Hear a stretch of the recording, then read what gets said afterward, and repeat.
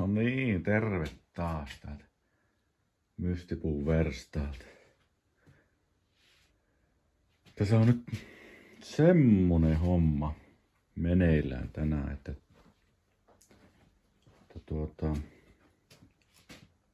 tässä tämmöstä jatkaa, eli sama mikä oli edellisessäkin videossa.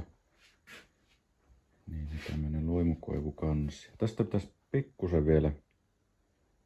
On tää tuskailukko mulla tosiaan tuo pöytä. Tää Tritonin jyrsin tuolla pöydässä kiinni. Ei sitä tahtoisi jaksaa tuota aina irrotella. Se on aika jytky jyrsin kyllä niitä käsikäyttöön. Niin mä sitten menin, kun oli se Milwaukeen rekka tuossa lähellä, niin menin ja ostin sitten tämmösen jyrsimen. Tätä mä oon kyllä ajatellut pitkän aikaa jo ennen kuin Milwaukeella oli tämmöstä.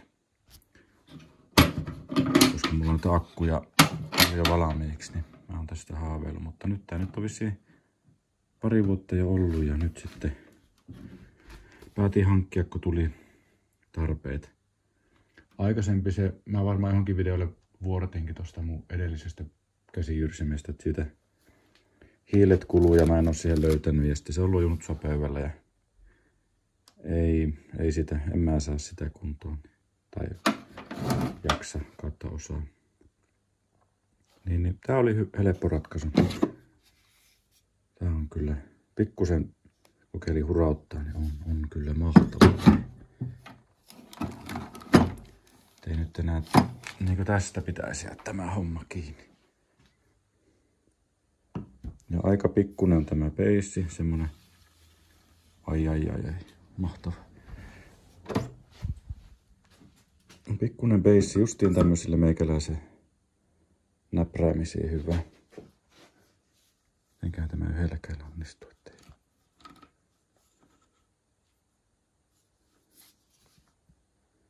No ei mitenkään. No, on mulla toinen käsi.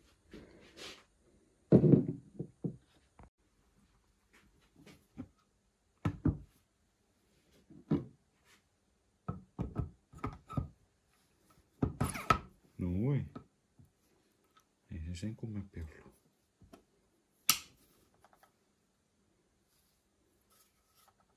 Sitten se oli mukava näin päin, että se niinku vapautetaan tällä vivulla. Niin, eli se on niinku minun mielestä mukavampi näin päin. Ei kokemusta, mutta sen nyt näkee. Jos terä pyörii, niin sen saa niinkö, kun se on oikealla kohdalla, niin saa kiittua. Toki tässä ei ole semmoista, onko se nyt sitten just se plunge juttu, että se on niinkö lennosta pyöritellä sitä syvemmällä. Mutta tähän käyttöön niin tää on just oikein. Oho, no niin. Sitten terää vain puuttuu. Sitten on muuten kovaa ajua. Ja kokeillaanpa pikkusen hurauttaa. Tee jo kova ääni. No ei lähtenyt. Joo, mutta ei siinä niin. Mä vähän valmistelen ja sitten testataan ihan oikeassa käytössä. Mutta nuo pitäisi nyt sitten niinkö ensin jyrsiä siihen tarvittavaan vahvuuteen nämä. Sitten nämä sisällä olevat saa niinkö vain sitten millä tahansa tavalla saada pois. Mutta vielä laittaa tähän sapluunat. Ja justiin katselin, että mistähän mä nyt näistä kötöstäisin. Mä voin periaatteessa niin näistä, ne on aika jytkyt vaneripalasit, niin mä näistä rakennan tähän tämmöset näin. Tuohon tulee vielä sitten yksi. Ja tänne myös. Ja toki sitten tännekin päähän. Sitä myöten niin otan sitä reunasta kopion ja jyrsin niin tähän sen 3,5 milli syvennykseen. Sitten kun se on tehty, mistä mä otan nämä tätä keskeltä loput pois. Nyt mä laitoin tuohon faneria vähän tuohon, niin saa jyrsittyä täältä näin. Mä oon täältä päästä puristanut, mutta nää on ihan mattoteipillä kiinni. Mä oon tottunut sitä käyttää. Ja jotenkin tarkkana saa olla tämmöisen ohuemman kanssa, ettei se niin heilu, mutta tämä on kyllä tätä vasten uskaltaa jyrsi. Tuo paukkuu tuonne seinään tuo jyrsin päältä. Se on aika kevyt tuo ja kevyesti ottaa sen kopio ja maltilla menee. Ei tässä ole mitään. Mutta tärkeää on tämmöisessä tilanteessa olla tarkkana, kun on tämmöinen tärkeä työvaihe menossa. Ja ikävä, jos tässä kohtaa sitten sössii. Ja tietenkin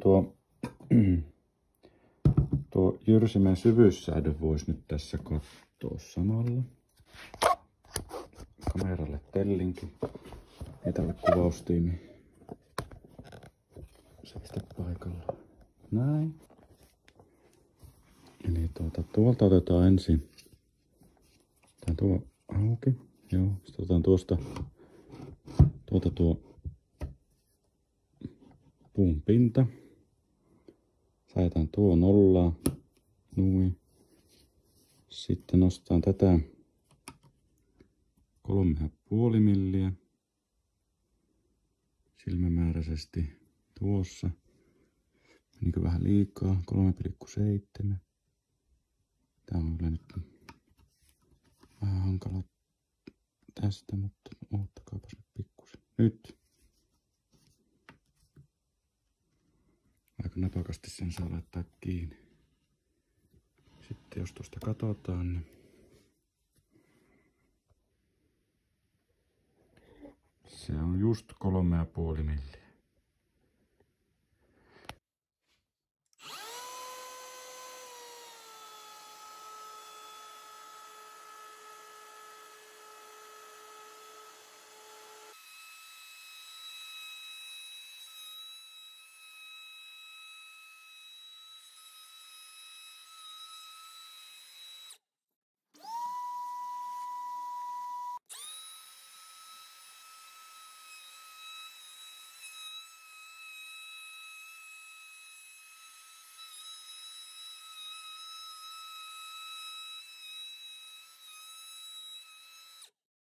Joo, tuli vähän. Niin ei aivan tää terä ylettynyt tarpeeksi syvällä ja sitten nyt tää pikkusen säätää. Eli akku pois. Ei vahingossakaan käy vahinkoa. Täällä on tämmönen nappula. Peukalolla voi painaa ja sitten vain tuosta. Onkohan se semmonen tuplavarmistus on. Noin. Sitten mun tapauksessa riitti, että millin nostaa tätä terää nyt niinkö pois tuolta, niin se riitti, että se oli niin hilikulla tuo. Noin. Sitten kokeillaan uudestaan. Tulee tarpeeksi syvä upotus.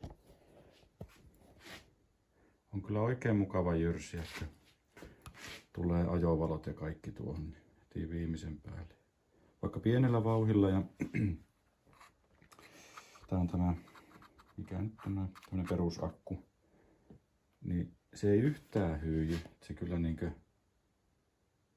vähän, toki mä otin niin vähän se, että ei vielä nyt oikein pysty sanoa, mutta esimerkiksi justiin tuo aikaisempi kovalla käytöllä ollut laatu Parkside, niin kyllä se rupesi aina vähän ujeltaa, että jos liikaa koitti tai se näin, niin tällä tulee kyllä hyvin tasainen kyyti. Kyllä on, ensivaikutelma on kyllä aivan mahtava.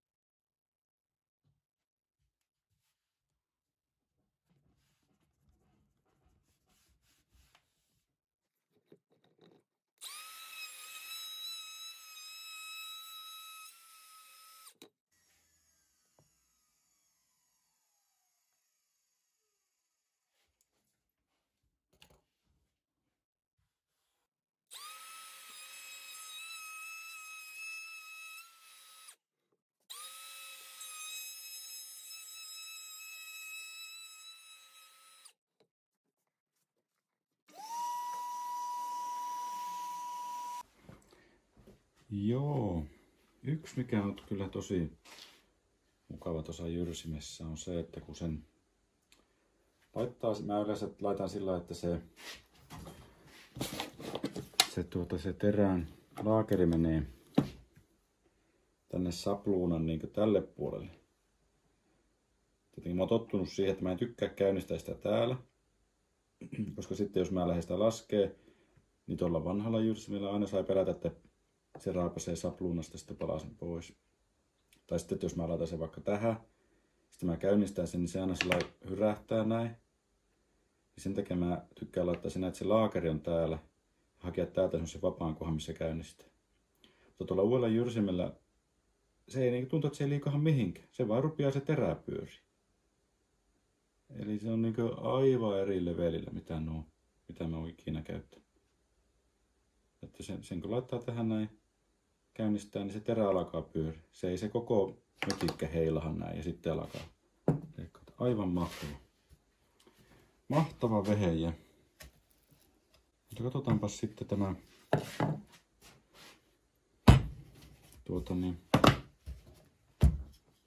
mihin tilanteeseen me tässä nyt päästiin. Mä ehkä, eipä vielä oteta tota pois, koska mä vielä jyrsin tuota syvemmälle käyttäen tätä sapluunan reunaa referenssinä. Ehkä 5 milliä syvemmälle ja sitten vastataan tämän pois ja sitten käytän referenssinä tätä varsinaisen kappaleen reunaa. Toki tässä nyt hölmöytin nämä pois, että täytyy olla tarkkana, ettei sitten ajaa tuosta pisteestä yhtään tuonne päin. Mutta on kyllä oikein tyytyväinen tähän jyrsimeen, että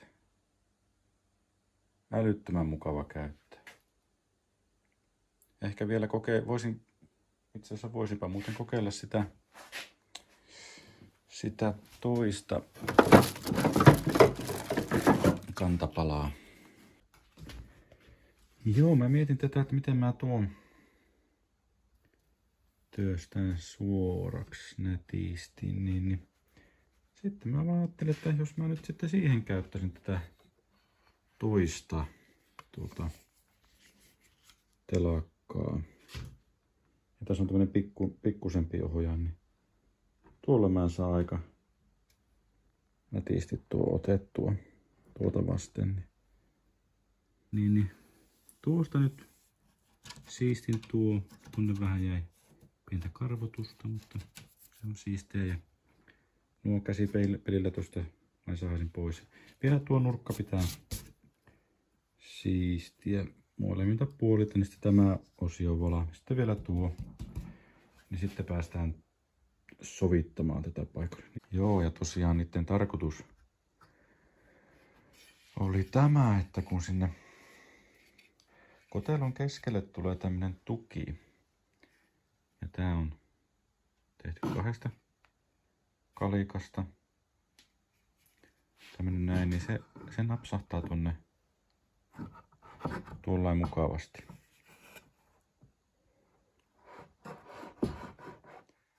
Näin.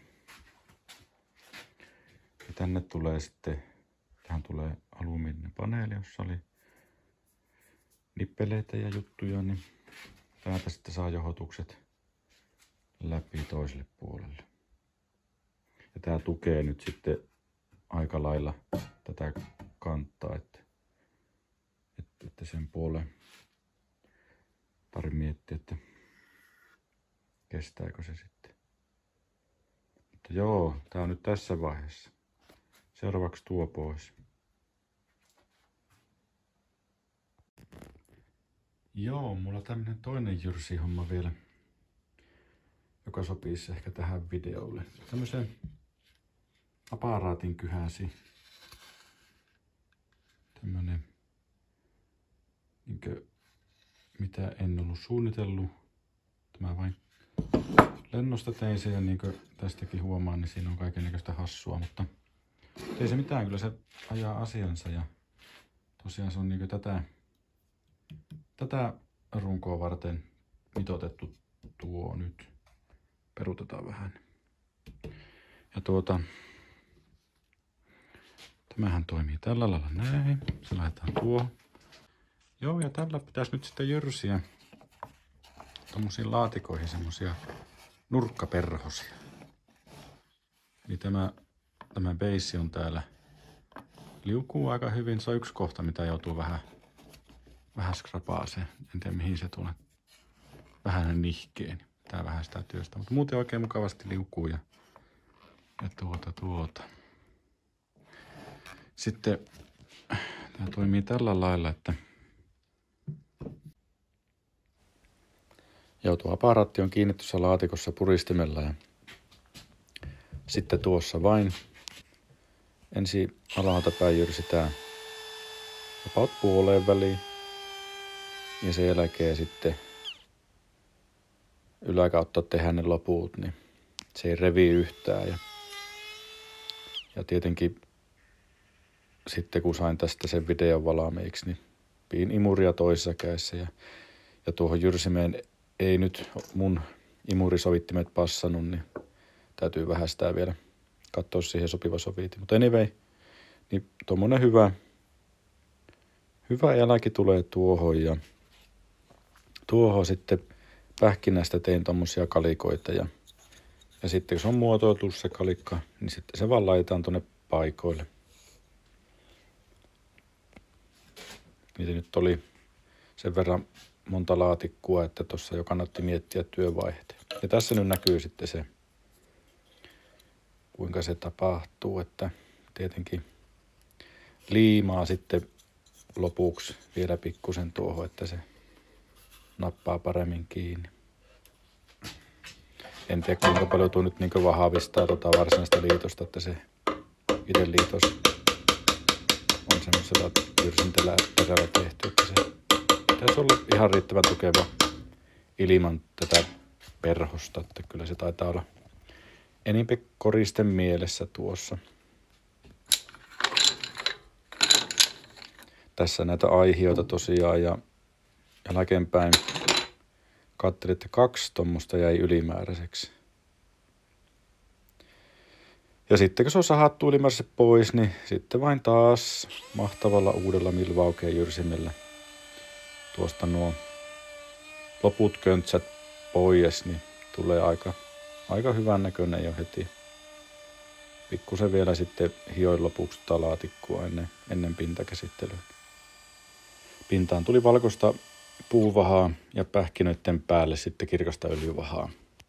Ja aika haastavaa oli säilyttää se kontrasti hyvänä, mutta onneksi vaimo tuli kaveriksi, niin rupesi tapahtuu hommat verstaalla. Tässä lopuksi vielä kuvia valmista laatikoista. Ja palautetta saa laittaa tästä videotiimille ja leikkaustiimille ja muutenkin tuonne kommenttikenttään. Ja oikein paljon kiitoksia katselijoille ja ei muuta kuin seuraavaa videota kohti. Moi moi!